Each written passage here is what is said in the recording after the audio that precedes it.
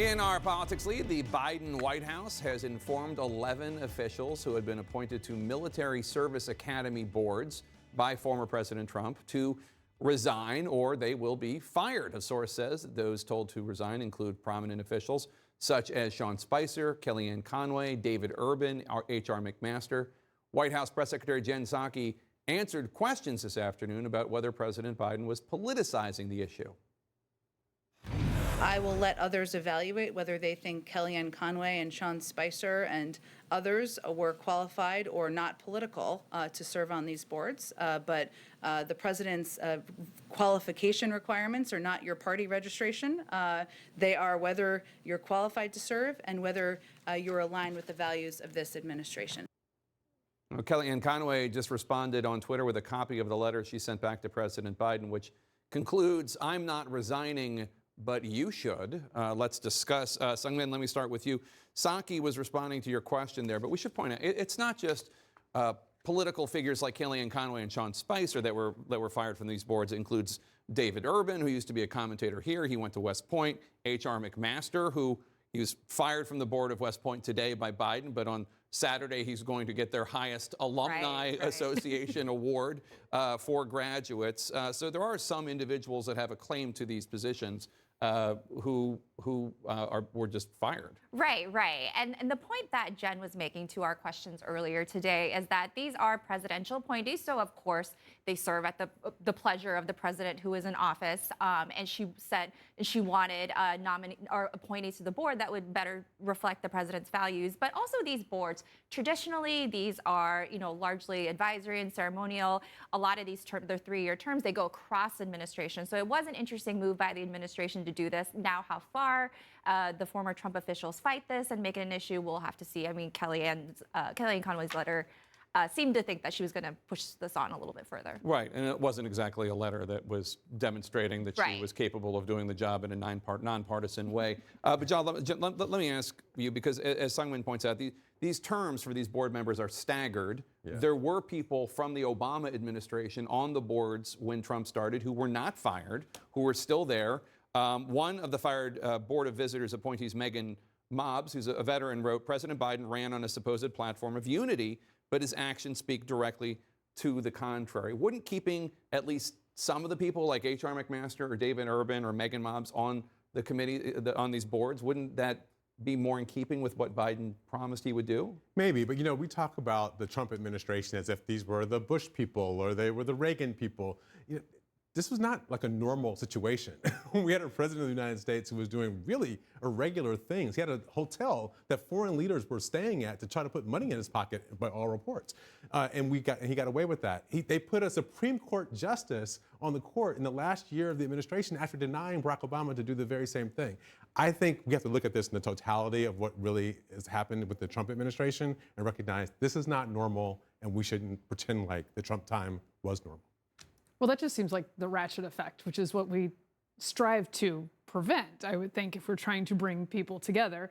In addition, I feel like it takes a real brain trust to look at the withdrawal from Afghanistan and be like, the military needs a shakeup, and I know where I'm going to do it on the boards of the military academies. Look, Megan Mobbs, for one, just to name one, is a young female Afghanistan vet on the board of West Point.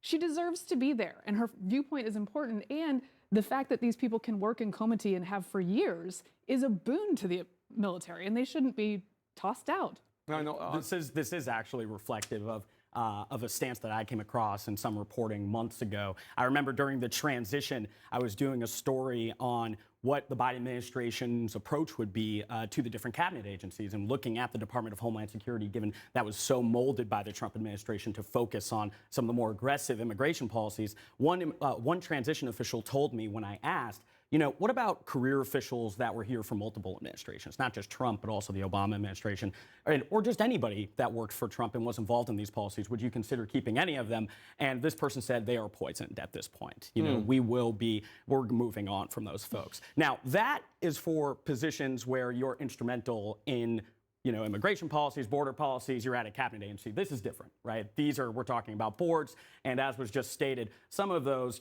symbolic of a certain kind of bipartisanship that the president has touted as well. Let's talk about the battle inside the Democratic Party right now. Senate Majority Leader Chuck Schumer saying today that they're moving full steam ahead when it comes to this $3.5 trillion budget package, despite requests for a pause from Senator Manchin.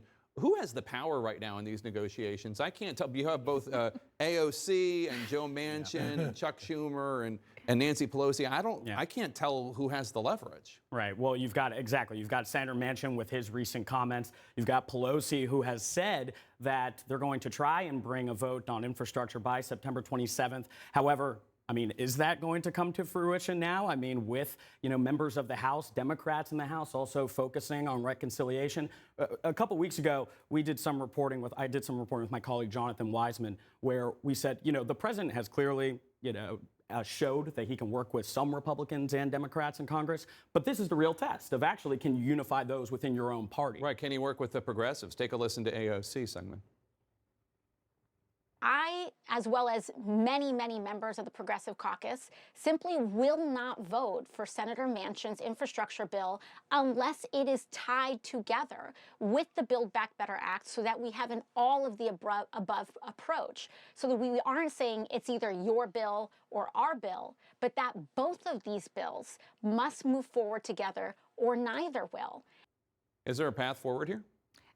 There's Democratic leaders are trying to find a path forward. I think the power center kind of just really shifts back and forth depending on where things are. And I think liberals have been particularly frustrated, especially in the House, but also in the Senate as well, that so much of the attention and so much of the focus has been on the Manchins of the cinemas of the world. And that's why they're trying to bring it back to them, saying our votes matter too. We have a vote and we have a say in this matter too. So a lot of the hangups are procedural, as Congresswoman Ocasio-Cortez just mentioned, but there are deep policy divisions too that we can't, we also have to focus on here. One is on healthcare. How are you going to, for example, expand Medicare benefits versus shoring up Obamacare? And do you have the money to do that? How high does the corporate tax rate go? And there are divisions, Republicans would call it disarray, Democrats might call it dynamism.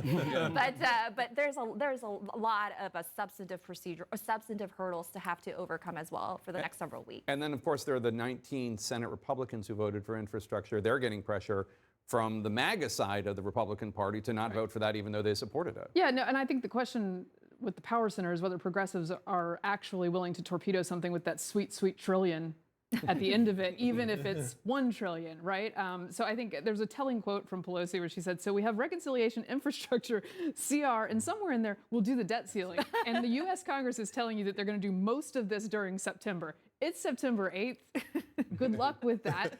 Get to kissing Manchin's pinky ring and move on. I love Pelosi when they asked her the question about the number. She basically said, I said what I said. It's $3.5 trillion. Right. Listen, there are two roads for Democrats. The one road is pass something and give people something to run on and talk about, or oblivion, right? If they don't pass anything, 2022 is a wrap. There's nothing for them to run on anymore. So they've got to pass something. I think everybody understands that. It might be a mess along the way, but it would behoove them to do something very quickly before it becomes something that the public turns against.